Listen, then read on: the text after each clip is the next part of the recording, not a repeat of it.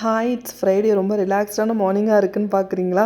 இன்றைக்கி நான் லீவ் எடுத்துட்டேன். இன்றைக்கி மட்டும் இல்லை, சாட்டர்டேவும் சேர்த்து தான்.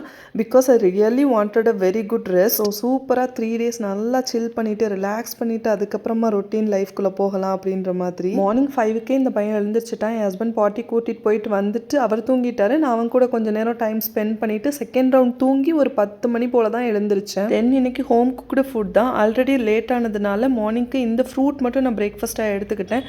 லஞ்சுக்கு செம்ம சூப்பரான ஒரு கர்ட் ரைஸ், அது கூடவே 3 சைட் டிஷ்ஷஸ் வச்சு சாப்பிட்ருந்தேன். இப்படி சூப்பர் ஹெல்த்தியாக ஸ்டார்ட் ஆன என்னோட டே எப்படி அன்ஹெல்த்தியாக முடிஞ்சது அப்படின்றது தான் ஒரு அன்ஃபில்டர்ட் வெர்ஷனாக உங்களுக்கு காட்டியிருக்கேன். ஈவினிங்க்கு தாறுமாறான ஒரு ஸ்வீட் கிரேவிங்ஸ் வந்துடுச்சு. என் ஹஸ்பண்ட் கிட்ட இருக்கிற ரொம்பவே குட் அண்ட் பேட் ஹேபிட் அப்படின்னு சொன்னால் நான் என்ன கேட்டாலும் நோ சொல்ல மாட்டார். நான் ஒரு டேடிஸ் லிட்டில் பிரின்சஸாலாம் வளரலை, பட் ஆஃப்டர் மேரேஜ் கண்டிப்பாக ஹஸ்பண்டோட லிட்டில் பிரின்சஸ் தான்.